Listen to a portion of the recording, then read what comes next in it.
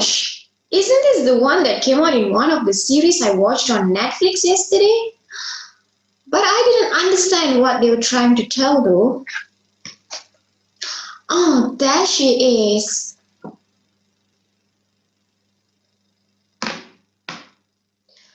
Maybe I should clarify this with her.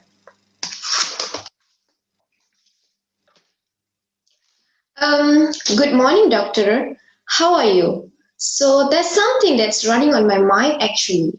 I watched a series on Netflix yesterday and I came across this company's incorporation thing in one of the news broadcasts in episode 5, I think. Yeah. I don't really understand the concept of the company's incorporation. If you don't mind, could you spare me a few minutes to explain what is a company's incorporation?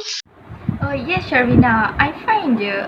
Since you are keen in knowing about companies incorporation, well, dear, to make it simple, let me explain regarding the company's incorporation briefly. And yes, it's very important to all of us to know about it as we'll be learning about it in our upcoming modules. So, I would like to take this opportunity to share the information and test your understanding about it as well. First of all, the incorporation of a company refers to the legal process that is used to form a corporate entity or company. An incorporated company is a separate legal entity on its own, recognized by the law. This corporation can be identified with terms like incorporated or limited in their names. Actually, there are also few steps in the incorporation of a company. A group of 7 or more people can come together to form a public company, whereas only 2 are needed to form a private company. The following steps are involved in the incorporation of a company. I'm sure all of you have some idea about it, but let me enlighten you with the first step, which is ascertaining availability of name. Does anyone have any idea about this? Just share your thought and don't be afraid if it will be wrong. Anyone? Excuse me, doctor. May I share my thoughts? As far as I know, the first step in the incorporation of any company is to choose an appropriate name. A company is identified through the name it registers, right? So, apart from that, the name of the company is stated in the memorandum of association of the company. So, the company's name usually must end with limited if it's a public company and private limited if it's a private company, right? To check whether the chosen name is available for adoption, the promoters have to write an application to Registrar of Companies of the state. The registrar will then allow the company to adopt the name given to fulfill all the legal documentation formalities within a 3 months of period. Yeah. Yes, Kashika, that's absolutely correct. I would like to explain the second step, which is the preparation of memorandum of association and article of association. The Memorandum of Association of a company can be referred to as its constitution or rulebook. Memorandum states the field in which the company will do business, objective of the company, as well as the type of business the company plans to undertake. It is further divided into 5 clauses, which are name clause, registered office clause, objects clause, liability clause, and capital clause. Article of Association is basically a document that states rules which the internal management of the company will follow. The articles create a contract between a company and its members. The article mentions the rights, duties, and liabilities of the member. It is equally binding on all members of the company. Oh, I see. Now I understand how this step works. If this is the case, the third step should be printing, signing and stamping, vetting of memorandum and articles. The Registrar of Companies often helps promoters to draw up and draft the memorandum and articles of association. Above all, with all promoters who have no previous experience in drafting the memorandums and articles. Once these have been vetted by the Registrar of Companies, then I think the memorandum of association and articles also can be printed. The memorandum and articles are consequently divided into paragraphs and arranged chronologically. The articles have to be individually signed by each subscriber or their representative in the presence of witness. Otherwise, it will not be valid. Am I right? Please correct me if I'm wrong. Yes, you are correct, Sharvina. The memorandums and articles will be divided into paragraphs consequently and arranged chronologically. The articles have to be signed individually by each subscriber or else their representative in presence of witness. Otherwise, it will not be valid. Apart from that, the fourth step of company's incorporation is power of attorney.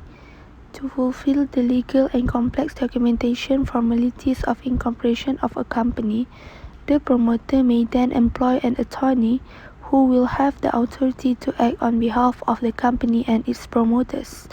The attorney will have the authority to make changes in the memorandum and articles, and moreover, other documents that have been filed with the register. Next, the fifth step of other documents to be filed in the register of the company. But I can't remember what are the purpose of tree form though. I'm sorry, Alia, I can help you. So basically, these are functions of three forms. The first one is E-form, which is number 32, consent of directors. Then the second one is the E-form of number 18, the notice of registered address. And the third one is E-form number 32, also the particulars of directors. Next, the sixth step is statutory declaration in E-form number 1. Yeah, this declaration furthermore states that all the requirements of the Companies Act, and the rules there have been compiled with respect of and matters precedent and incidental thereto. Wow, what an amazing discussion, guys. You guys did great. Yes, that was all correct, and let me enlighten all of you with the seventh step, which is payment of registration fees. A prescribed fee is to be paid to the registrar of companies during the course of incorporation. It depends on the nominal capital of the companies, which also have share capital, and finally, the company will obtain the certificate of incorporation if the registrar is completely satisfied that all requirements have been fulfilled by the company that is being incorporated. Then he will register the company and issue a certificate of incorporation. As a result, the incorporation certificate provided by the registrar is definite proof that all requirements of the Act have been met. Hey guys, I don't really understand about separate legal entity. Can any one of you explain to me briefly? Actually, I'm also a bit confused with this sample case given. I don't understand this part and this part actually. Yeah. It's a separate legal entity, right? Why don't we clarify it with Dr. Hidayah? I'm sure she'll help us, right? Alright. Let's go meet her in her office.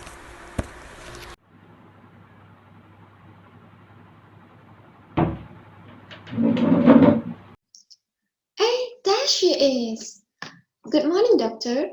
Are you busy right now? We're about to come and meet you to clear our doubts, but you're here already.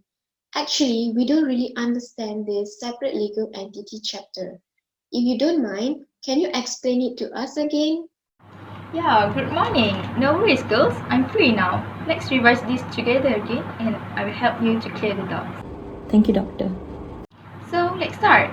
First, all of you explain at least one point that you understand in this topic.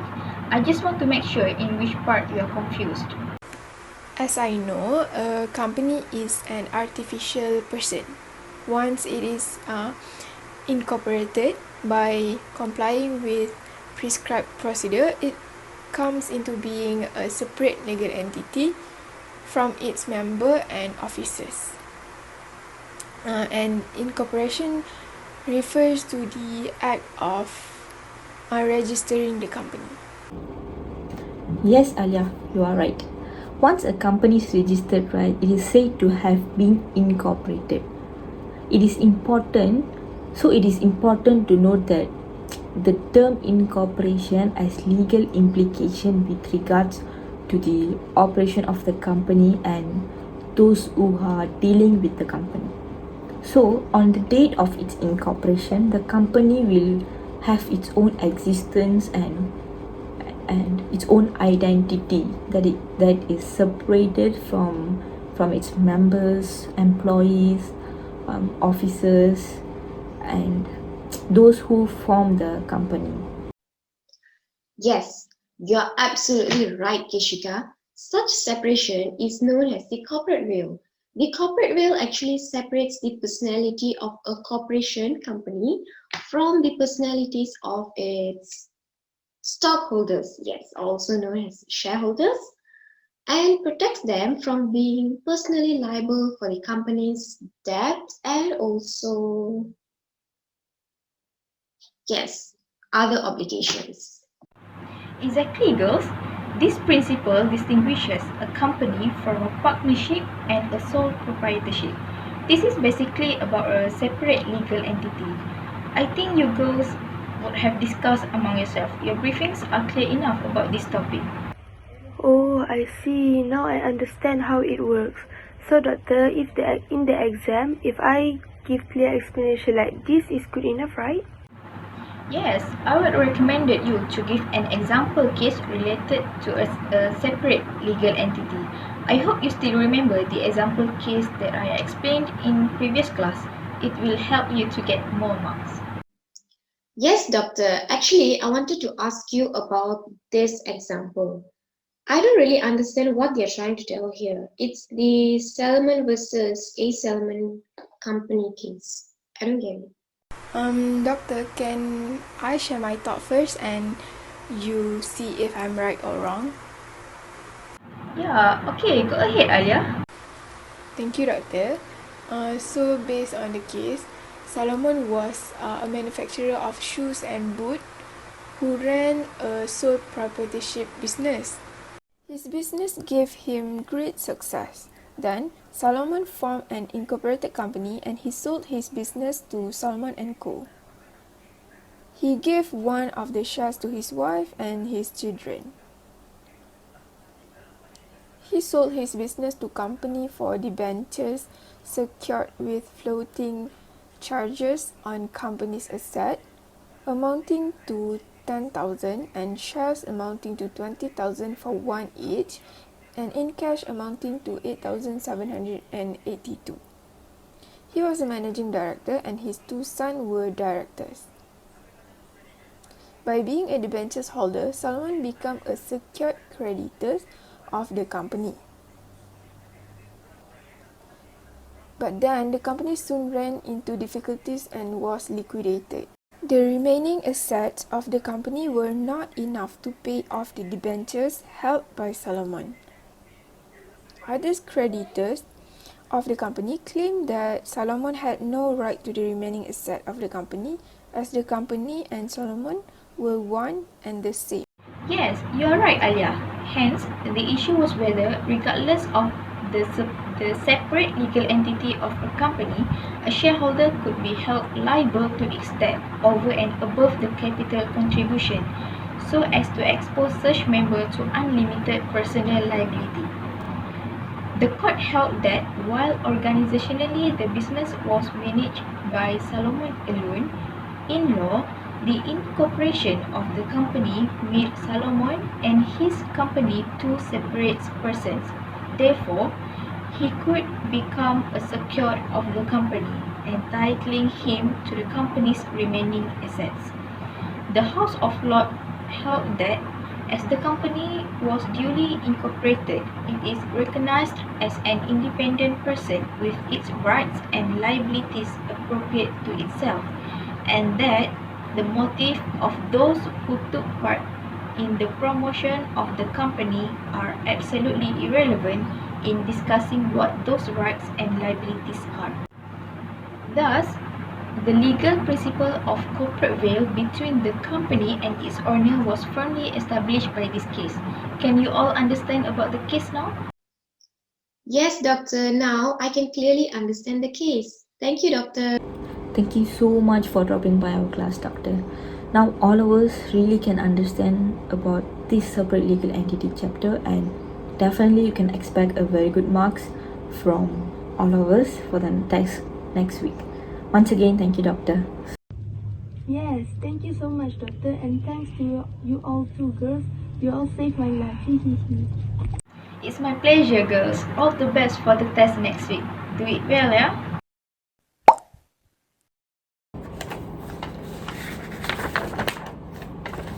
Hi Kishika, what are you looking at? Oh, hi Alia. I'm actually looking at some papers that I found on my father's table. Doesn't it seem familiar with us? Why does my father have these documents on his table? Let me see first. Hmm. This is the constitution of a company. Do you know what it is for? I know. Both of them are called the Constitution. The Constitution contains the Memorandum of Association and Articles of Association. All companies are compulsory to create their Memorandum of Association. It contains important information of the company such as name and object of the company, the full name of a company, their addresses and occupation of the subscribers to the memorandum, the statement that the liability was unlimited, and many more. What about the Article of Association? The company's article of association contain the internal arrangement, rules and regulation of the company, matters relating to the transfers of shares, proceeding at general meetings, appointment of directors and secretaries, powers of directors and payment of dividends are included as well. Unlike memorandum, articles of association are not compulsory for all registered companies. Companies that are limited by shares are not required to have articles of association. They will use Table 4 that can be found in the fourth schedule to the Companies Act 1965. Both of them are bound by the companies and the members of the companies as they had signed the documents. Oh, yeah. I already remembered what Dr. Hidayah taught us about the constitutions last time. Like each of the directors and members have the rights, powers, duties to set out this act, right? And we also tend to remember it as RPDO. Am I right? Like R stands for rights, P is power, D is duties, and O is obligations, right? Oh, I guess this topic is really interesting. I also have read some information about the constitution in the company. So far, what I remember is if the company wants to modify or make some alteration in the constitution, there are two methods to alter it. One is by the company, and the other one is by the court. Yeah, according to Section 26, a company may alter its constitution by passing a special resolution. All clauses in the constitution may be altered unless the constitution itself prohibits alteration. but there may arise some situation where it is not practical to alter the constitution of the company using the procedure prescribed in the Company Act 2016 or in its constitution itself. Therefore, a director or a member must apply to the court for an order to alter the constitution. Now I'm very clear about the documents I found on my father's table. My father didn't know that I took from his table. Seriously, you better put it back as soon as possible before your father notices about it. It's okay. I will tell my father that his documents are useful for me to understand more about the constitutions. Thanks, guys. Good morning, everyone. We are currently in week 12 right now, which means we are almost towards the end in completing this course. I'm sure you all are excited about it, right? Okay, the final topic that we'll be discussing in this course is regarding the object clause. Okay, let me briefly explain about the definition of object clause. An object clause is a provision in a company's constitution stating the purpose and range of activities for which the company is carried on. According to UK's company law, until reforms enacted in the Companies Act 1989 and the Companies Act 2006, an object clause circumscribed the capacity or power of a company to act. To avoid problems, long and unwieldy catch-all object clauses were often drafted to include as much potential activity as possible, and thus avoid dealings being found to be ultra-vires. The legal position was that any contract entered into beyond the power. Alright class, basically this is a short briefing on the object clause. I would like to give you a task to work on more on this, and this will be your final assessment that will be graded in your finals. I will upload the task on Putra Blast later. Yeah? Alright everyone, thank you for the class today. Thank you. Thank you, Thank you, Doctor. Doctor.